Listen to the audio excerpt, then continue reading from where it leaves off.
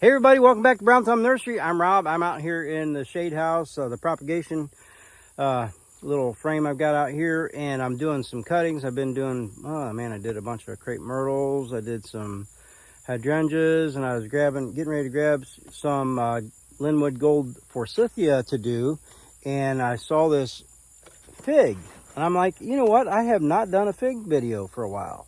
So I thought, well, I'm just going to go ahead and do a fig video. I've only got one of these, this variety, so I couldn't sell it, couldn't possibly sell it. I got to use it for propagation. So I'm going to go ahead and cut it up and and see what I can get out of it. And I'm going to take you along, but I'm not going to post this video until we come back and see the results. So be assured that you're going to see what happens with these at the end.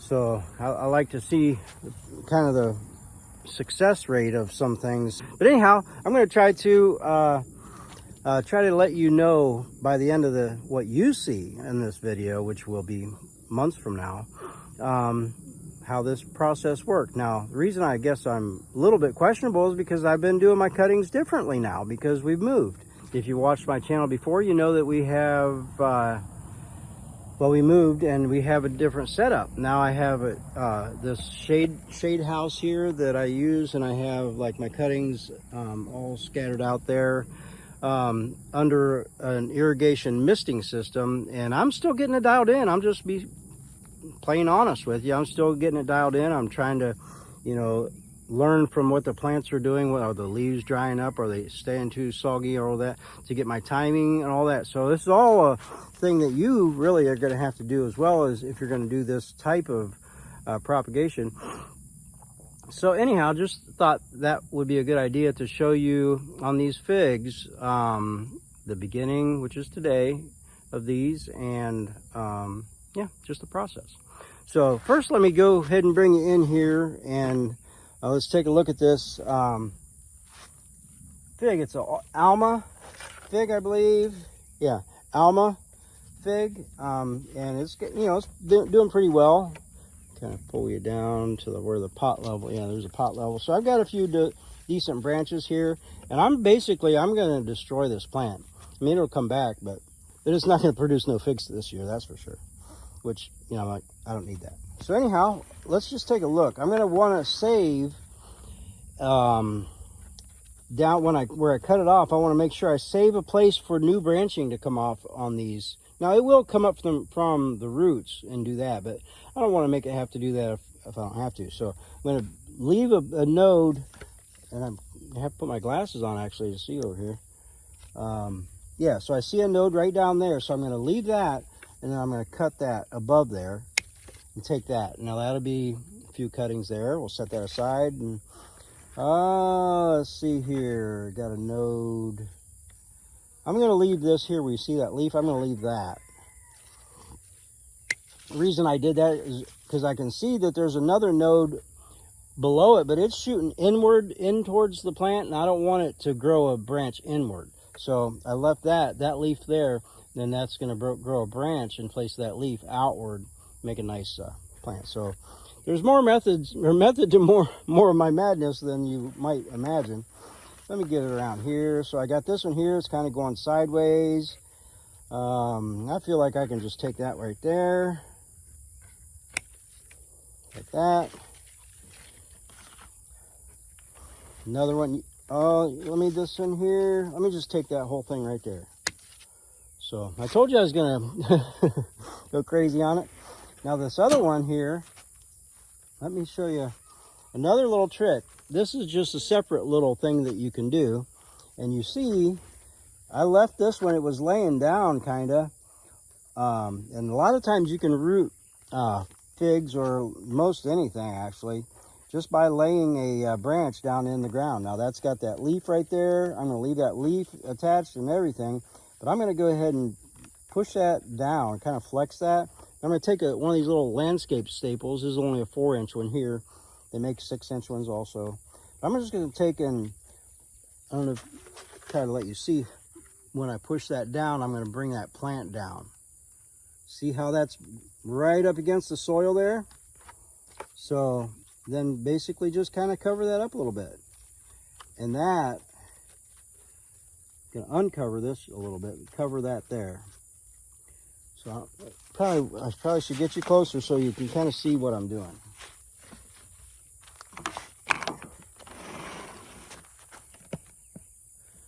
Okay, so I pushed that down. That's the staple. I pushed it down and covered up that area there. Really good, but I'm going to uncover the part over here by the trunk of the fig tree. So kind of undercover that so that doesn't grow a bunch of roots. And then that's going to be the place that after it does take root, I'll be able to go in here and clip that right there. Okay, and then what I'll do, I mean, I probably should show you this all along the process, but what the plan is, then after that thing takes root, which I probably won't clip that away and take this out of there until next spring. And because I don't want it, that's going to be a tender thing. So anyhow, that's just the kind of the plan.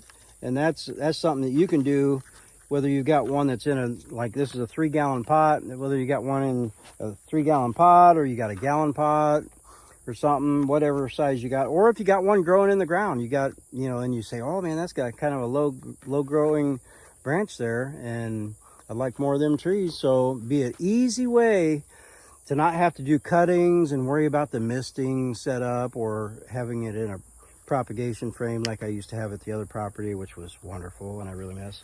So yeah, just that's a nice little tip there that you can do, and that I just did. And so yeah, let me set this aside. I'm done with this for now. And now, normally, I usually use these 50 count plug trays, but I don't have 50 cuttings here, and I've only got the one plant of this variety. So I'm going to go ahead and just grab some pots. Maybe do up a couple of these here. And probably will have that'll probably be a good amount to fit in 2 pots here. So I'll go ahead and fill this up with my potting soil, which is basically pine fines, finely ground pine bark. Go ahead and fill both those up and get them ready. All right, so let me go ahead and show you how I'm going to take these cuttings. Now, I just got done doing hydrangeas, and hydrangeas, most of you probably know, you do in just a single node cutting. And what I mean by a node is that every place where a leaf comes out of is a node or a branch, a leaf or a branch or a flower or anything comes out of that, or a fig. That's what you would call a node. So I'm going to be able to get by the size of this. Now, most people on figs, like an 8 or 9 inch, big old thick cutting. But this is summertime softwood cuttings season. So I'm going to go ahead and do 2 out of this. So I'm going to cut this basically in half and cut that right below that node there at a 47-degree angle. And now I've got 2. I'm going to set this one aside. That's the top part of the growth is what I always call it, the tip cutting. And so now I've already taken a couple leaves off there. I'm going to go ahead and take that leaf off, and so now if there would have been, so you can see that white milky, that's the latex kind of leaching out of there. And some people, by the way, be careful, some people have sensitive skin and you can like itchy and break out or whatever. So, but if there was 2 leaves coming out up here, I would probably have left 2, and then what I'm going to do is basically trim a good part of that back so that it doesn't dehydrate too much. Okay, and then I'm going to go over and pull one of my pots up here. I'm basically going to make a circle around the perimeter. That'll keep the roots kind of separate from each other. That way when I go to pot these up individually, I'll be able to separate the roots really easy and not damage them. So okay, so here we go. So I'm going to go ahead and cut that whole entire leaf off there. This is going to be actually a pretty small cutting for a fig. I might have kind of pushed it on this one, so we'll have to follow along here and see. I'm going to go ahead and trim both of these leaves back.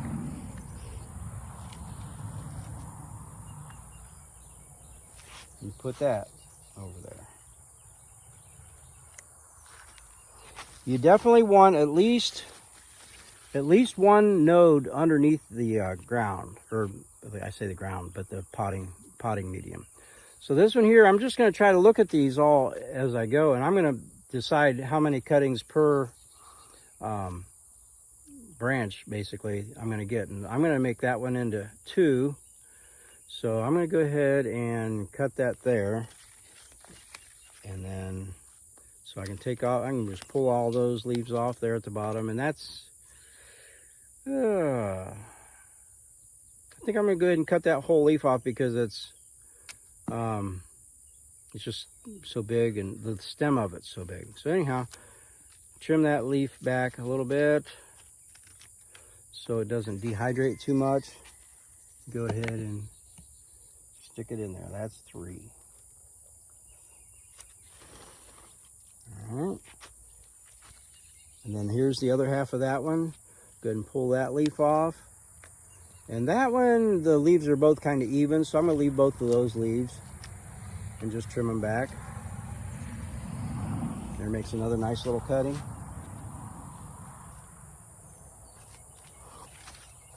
Okay, so now there we got us a nice branch. I think I'm going to get 3, go ahead and do 3 cuttings out of this one. So you can see that this here, this is your very, very softwood, and this is semi-softwood. You can see it's starting to turn brown if I can get it turned right. See where it's starting, it's green, starting to turn brown. So I'm going to go like right here for that bottom one. I'm going to go ahead and do that bottom one. Take them bottom leaves off, bottom, all the way up until, man, I almost want to get rid of this big old thing, I do, and then just keep part of these smaller leaves. So just, you know, do things different sometimes. So that's 1, 2, 3, 4, 5. That's, whoops, I dropped it. 5. And there's the other half, which will be, and that latex stuff's kind of sticky, kind of like glue as it comes out. All right, so I'm gonna go ahead and cut that there. That leaves me with 1, 2, 3 nodes, which is my minimum. So cut that leaf off, trim this leaf back, and there's my cutting. So there's a total of 6, which will be fine. And so yeah, I'm gonna do that. That's fine. This is the tip of that one. And I like the tip cuttings. The tip cuttings always do really well and make for nice looking. And see how we have the new leaves pop out? So I'm gonna cut this leaf all the way off and leave that new one fully intact, and then just trim that one back.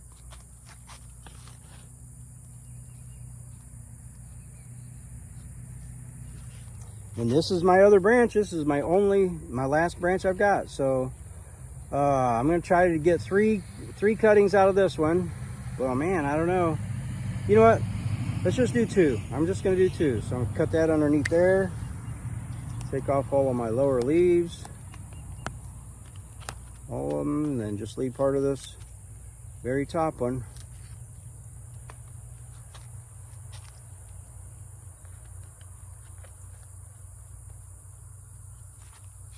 And there's my top part.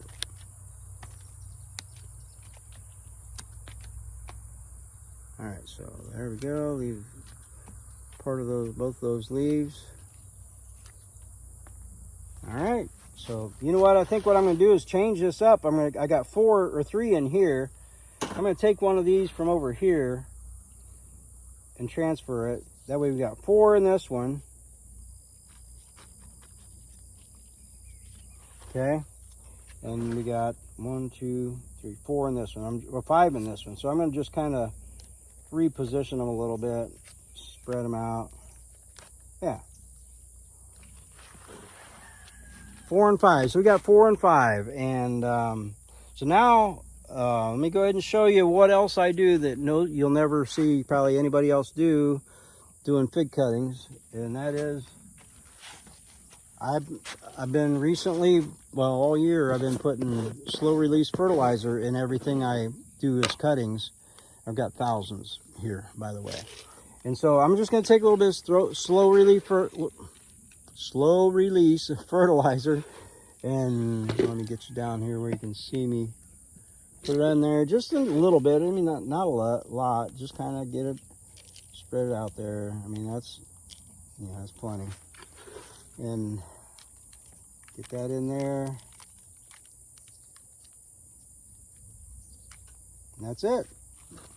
Next thing is to get them watered in.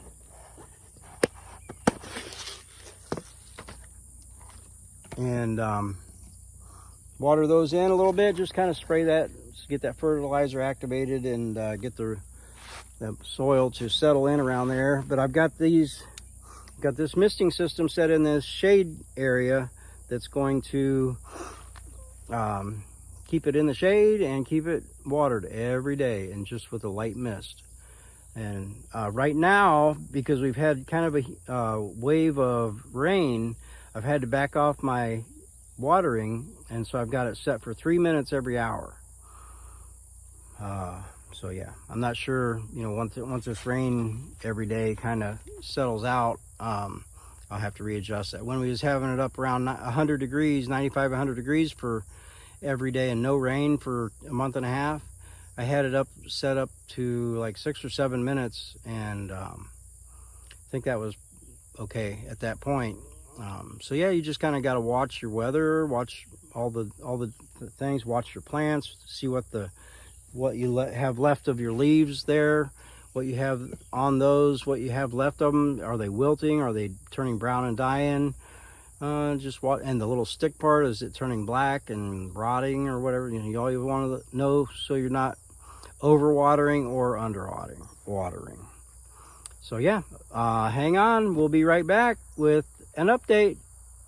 Okay, everybody, today is October 20th. It's a Sunday afternoon, and I'm out here gonna look at those figs that you just saw, actually. Anyhow, so let's just run over here and take a look at where they're sitting right now.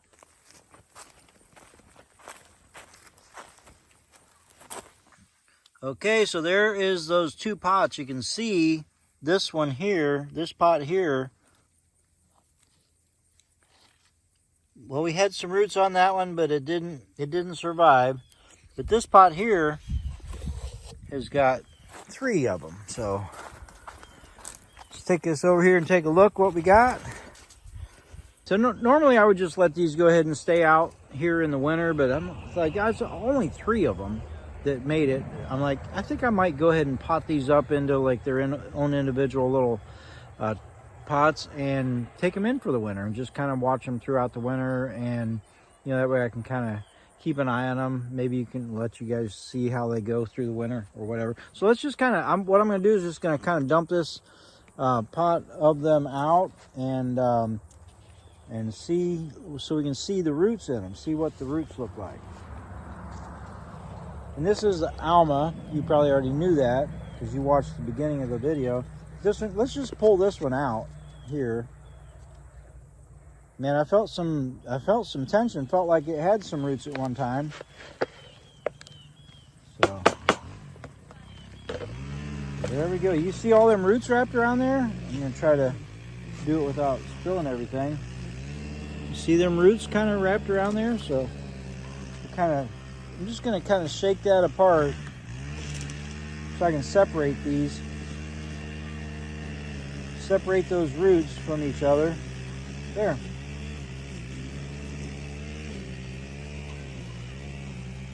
See, that's a pretty nice little clump of roots we've got there on that one. So let me see there. Separate these two as well.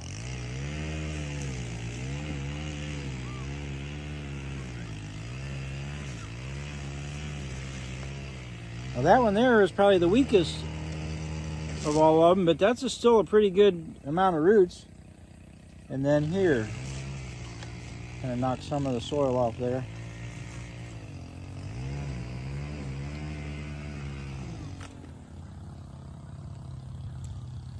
Boy, look at those roots there. Look at those roots. That's a beautiful plant right there. Look at that. And you can see where the original cutting was just that little bit there, and you can see we've got new growth and everything. So I'm gonna go ahead and pot these up, and I think I might, man, almost want to go a little bit bigger. You know, normally I would pot things up into like this little 3-4 inch size pot, but I almost want to go with like a little bit bigger pot. I'm gonna go ahead and go with the small, because you know what I always like to do? I always like up potting things, and then when I do that, gives them like another burst of well, growth, because I always fertilize them when I pot them up and everything. It just gives them another burst of promotion or whatever. So I'm gonna go ahead and get these things potted up real quick.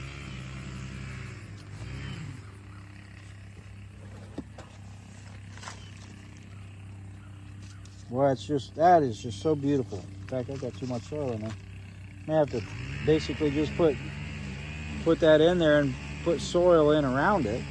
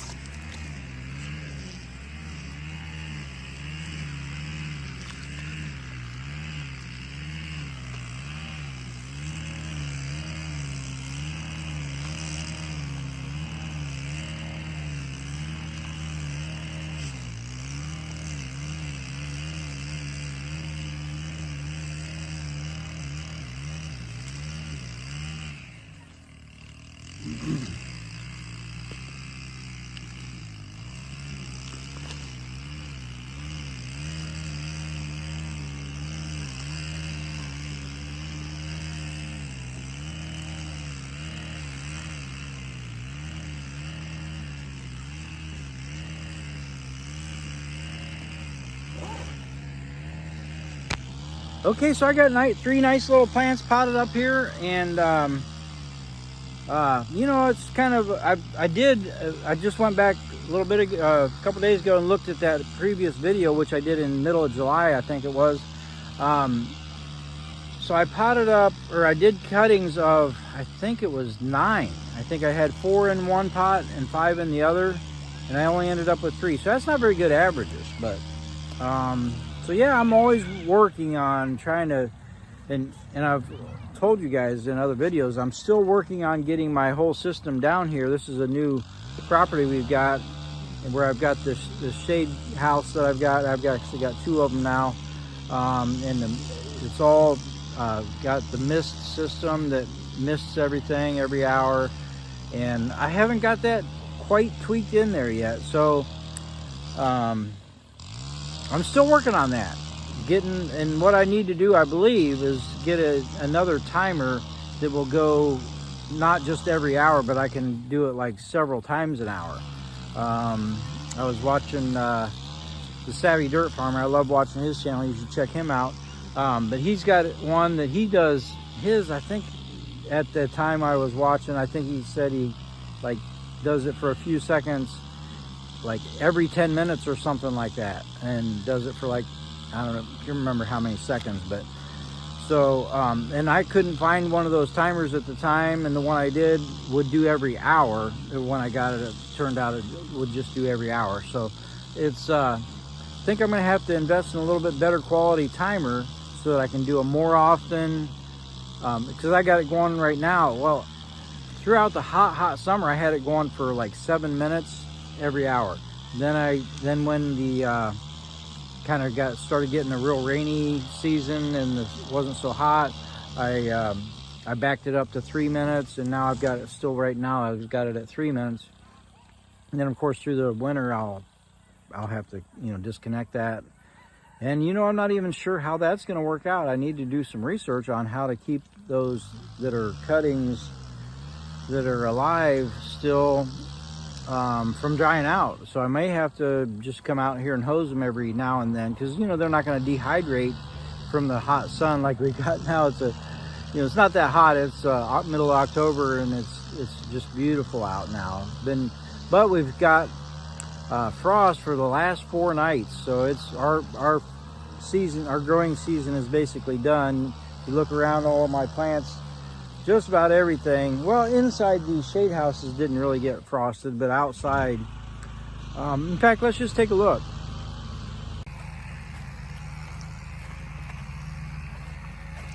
You can see, looking at some of my, here's some hydrangeas there. Boy, they're just, they got hit by the frost, different things. And some of them look better than others. There's these hibiscus. Boy, they are definitely done for the season and all of that. So some different things you can see. Kind of just take a look. Everything's on its last leg here for the season. So it's just that time of year with that frost. Once that frost hits, it's just basically it's just time. And I wasn't expecting the frost to come this early. This is early. We have had, in fact, the first year we moved down here to Alabama, our very first frost that we had on our property over there in Southside was December 24th. So that's 2 months earlier than that. So I mean, I was hoping for way longer, growing time here, but it is what it is. And and I guess I kind of forget what our suspected or average frost date is, but it must be October 15th or somewhere thereabouts. But anyhow, and also while we're out here, let's take a look at that main plant, that fig that those came off of, because remember we did one where we tucked the branch down in the soil. Let's just see if we can look at that real quick. Okay, so here is that plant. Let me kind of pull it out here. You can see we got some dead leaves just kind of down in there. Oh, and I can see my pin that I pinned it down with, and well, boy, I tell you what, that's a little bit dry there. I don't think I would want to mess with it right now. But anyhow, that branch there, I think I am going to do like I said and wait till spring on that one. And then we'll take a look at that again. So anyhow, yeah, we'll check that one out in the spring. And if I forget about it, you guys remind me and I'll dig that one out. And I'll probably remember it when I see that pin, that landscape pin that I've got in there. I'll probably remember then, and maybe I'll do an update about it. And maybe we'll just take a look at some of these 3 that I'm taking inside throughout the winter. Maybe we'll kind of be able to keep an eye on how they're doing throughout the winter. And before I'm done with it, before I take them in there, I'm going to fertilize these. So just about every time I pot something up, I put some slow release fertilizer. So that's just kind of my habit. And because what happens is I set stuff out here and it just basically goes for a long time. And until I deal with it the next time, that's basically when I fertilize again. And I know that's probably a bad thing. I probably need to get on a better schedule, like timing whenever things were done and all that stuff. So I'll get that worked out. But right now, I do always, every time I pot something up, I fertilize it. And you know what? Maybe I should take you inside. You want to see how I'm going to put these inside? And I've got a little rack set up in there, better than what I had last year. I had a little shelves last year, and so I was able to bring a rack. So let me fertilize these, and I'll take them inside and show you real quick.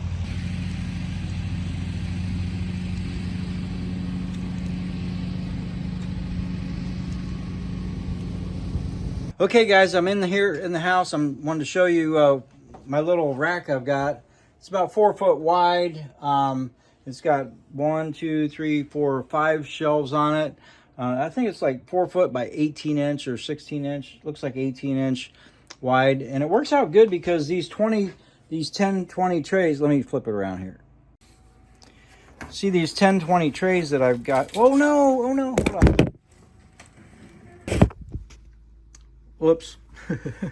Crisis averted. So these aloe vera plants, man, they're so top heavy, and I'm sure if you have aloe, you know, I always like to use a little shorter, squattier, like a wider base kind of thing for those. But anyhow, that fell over. But anyhow, so I've got these 10-20 trays here that's your common size, and those fit. You can see it basically goes, yeah, so it must be 18 inches because it just goes a little bit past on the front and back, and I can fit 4 of them plus a couple of stray plants on each shelf. So anyhow, I'm going to go ahead and get these watered in here.